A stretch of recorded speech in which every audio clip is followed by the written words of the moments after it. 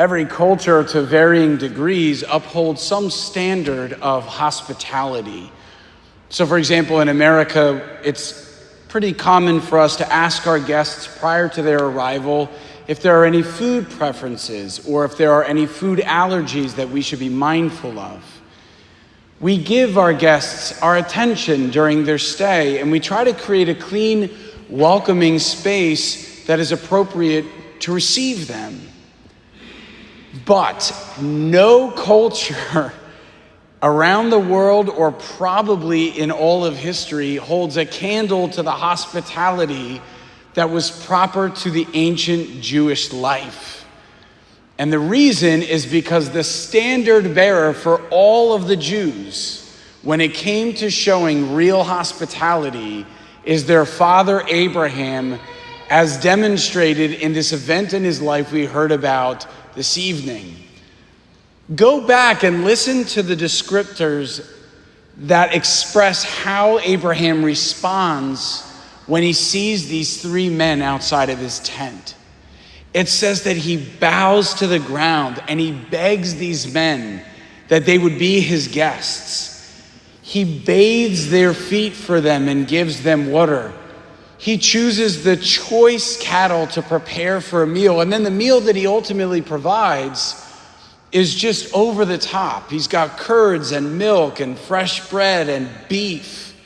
And everything that he's prepared, he's all done it with a sense of urgency that communicates how highly he values his guests. It says he hastened to tell his wife of the guests.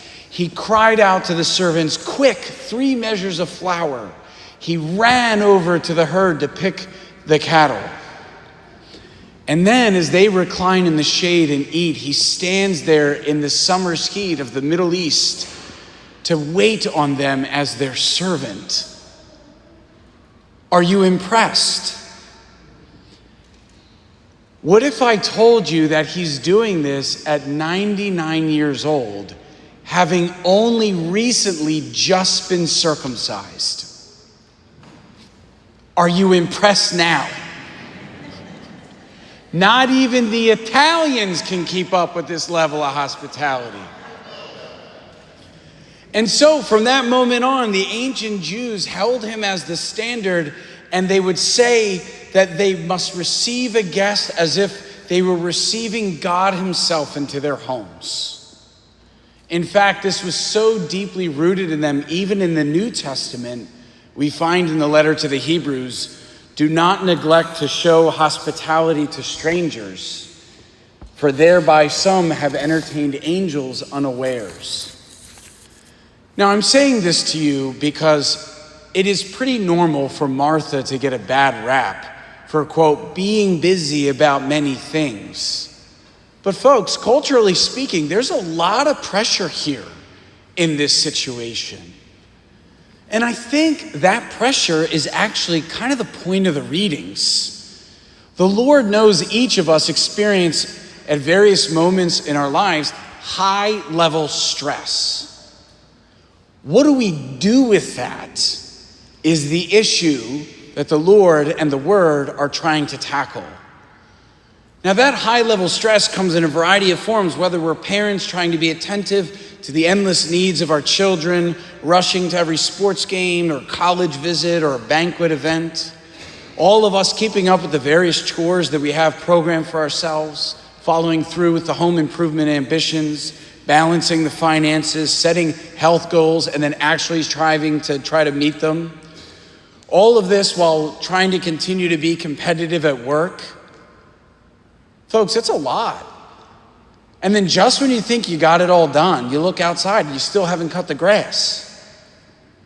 And when this happens, what's the first thing to go? You think it's the diet. It's not. It's time spent with the Lord. You sit down, you realize the sun sets on another day, you're exhausted, and you still haven't picked up that Bible, haven't touched that rosary.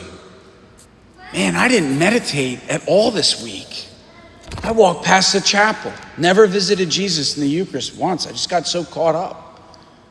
Maybe we didn't even get to Mass. We were just too busy.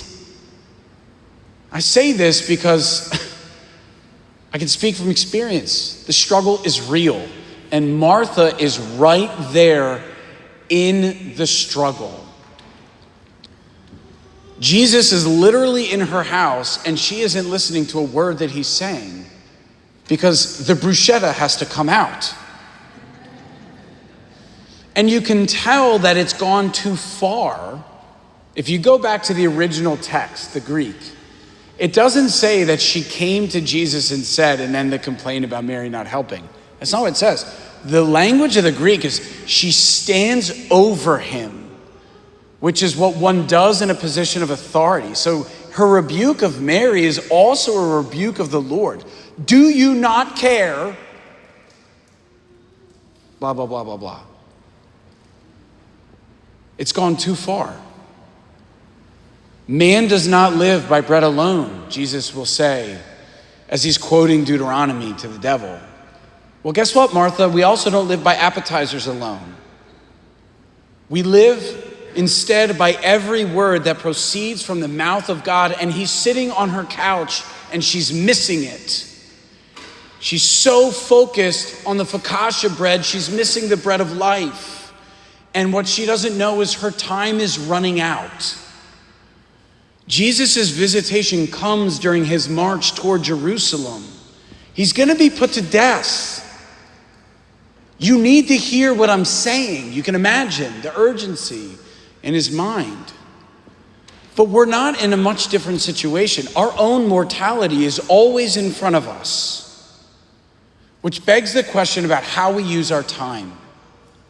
If we spend our brief life dissipated among endless passing things, what good is that ultimately?